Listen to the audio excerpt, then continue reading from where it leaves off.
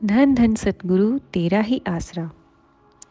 यह जगत परिवर्तनशील है, इसके सब पदार्थ नाशवान तथा अस्थायी है और अंत समय कुछ भी साथ नहीं जाता।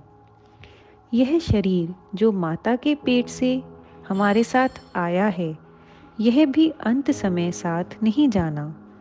इसलिए इसके पालन पोषण में ही नहीं लगे रहना चाहिए, बल्कि जो अमर पदार्थ आत्मा इस शरीर में है उसको जानने पहचानने की चिंता करनी चाहिए।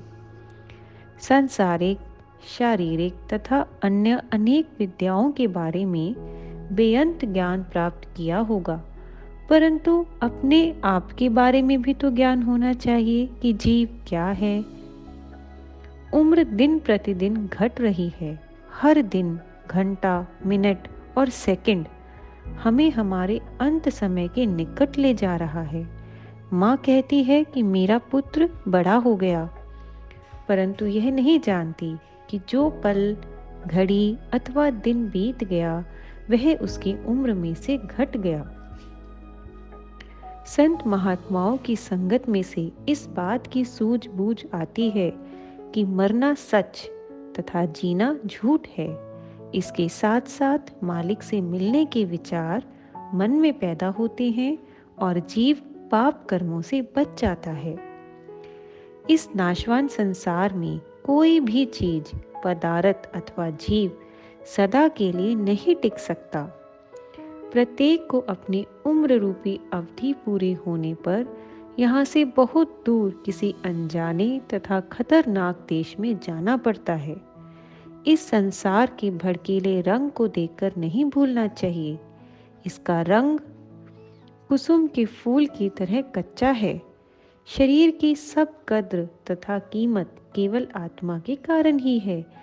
जब शरीर में से आत्मा अलग हो जाती है तो इसका मूल्य तिनके जितना भी नहीं रह जाता और मिट्टी ही बन जाता है।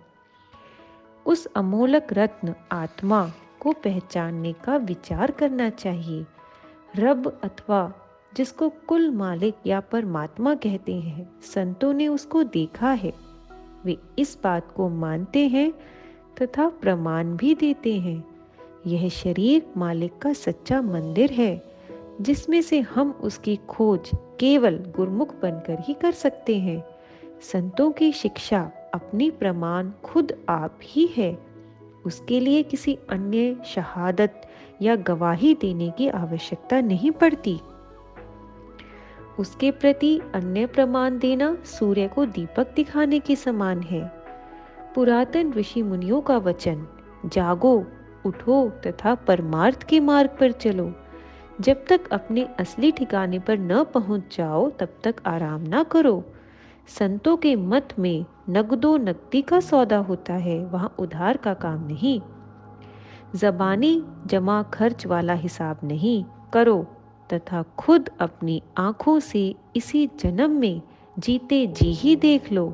मरने के पश्चात मुक्ति की प्राप्ति होने का क्या भरोसा है।